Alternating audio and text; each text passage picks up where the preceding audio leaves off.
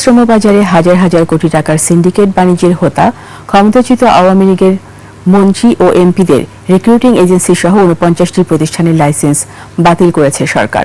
সাধারণ কর্মীদের পকেট কেটে ৪.৫ কোটি টাকারও বেশি অতিরিক্ত অর্থ হাতিয়ে নেওয়ার অভিযোগে দায়ের হওয়া মামলায় এই ব্যবস্থা নেওয়া হয়েছে। সিরাত আল মুস্তাকিমের রিপোর্ট। মালয়েশিয়ার শ্রমবাজারকে জিম্মি করে রাখা বহুল আলোচিত সিন্ডিকেটের টুটি চেপে ধরেছে সরকার। অনিয়ম ও অর্থ আত্মসাতের দায়ে একযোগে বাতিল করা হয়েছে মোট ৪৯টি রিক্রুটিং এজেন্সির লাইসেন্স।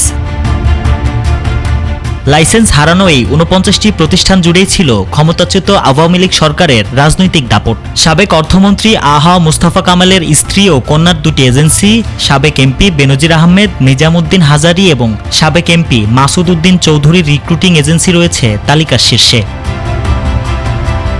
এছাড়াও বিতর্কিত ব্যবসায়ী নূর আলী ও রুহুল আমিন স্বপনের এজেন্সি সহ মোট ৪৯টি প্রতিষ্ঠান পুরো মালয়েশিয়া রুট নিয়ন্ত্রণ করত। প্রবাসী কল্যাণ মন্ত্রণালয় জানায়, বৈদেশিক কর্মসংস্থান আইন অমান্য করে আদালতে অভিযোগপত্র গৃহীত হওয়ায় জনস্বার্থে এই ৪৯টি এজেন্সির লাইসেন্স প্রত্যাহার করা হয়েছে। দুদকের অনুসন্ধান বলছে, সরকারি নির্দেশ তোয়াক্কা না করে এই চক্রটি ২,৬৭,০০০ বেশি শ্রমিকের কাছ থেকে নির্ধারিত ফির চেয়ে ৫ গুণ বেশি টাকা নিয়েছে। এভাবে সাধারণ মানুষের পকেট থেকে তারা মোট ৪,৫৪৫ কোটি ২০ লাখ টাকা অতিরিক্ত হাতিয়ে নিয়েছে। আওয়ামী লীগ সরকারের পতনের পর এই চক্রের বিরুদ্ধে ৬০টি মামলার উদ্যোগ নিয়েছে দুদক। রাজনৈতিক প্রভাব খাটিয়ে তৈরি করা ৪৯টি এজেন্সির এই সিন্ডিকেট ভাঙায় শ্রমবাজারে এবার শৃঙ্খলা ফিরবে বলে আশা করছেন সংশ্লিষ্টরা।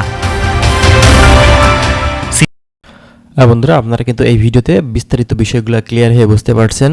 মালয়েশিয়ার কলিং ভিসার বাজারে যে সিন্ডিকেটটা কাজ করতো, সেই সিন্ডিকেটে কিন্তু বড় একটা আঘাত লাগছে। ৪৯টা রিক্রুটিং এজেন্সির বিরুদ্ধে এখন গভর্নমেন্ট দাঁড়িয়েছে, তাদের এখন কিন্তু শাস্তি পেতে হবে।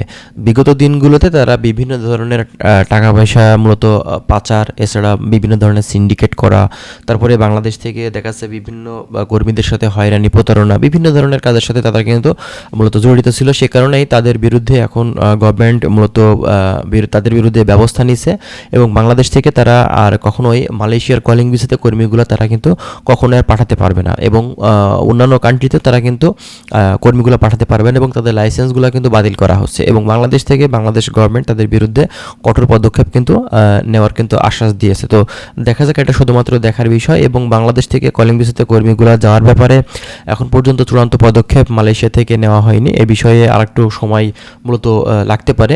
আর বাংলাদেশে আপনার মালয়েশিয়া থেকে কিন্তু অবশ্যই সেখানকার প্রতিনিধি আসছে খুব শীঘ্রই এবং এ ব্যাপারে আমরা আরও বিস্তারিত তথ্য আপনাদের সামনে দেওয়ার চেষ্টা করব।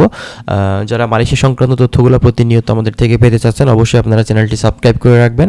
আমরা চেষ্টা করছি বিভিন্ন ধরনের গুরুত্বপূর্ণ আপডেট ইনফরমেশনগুলো আপনাদেরকে পৌঁছে দেওয়ার। ভালো থাকবেন সবাই, আল্লাহ হাফেজ।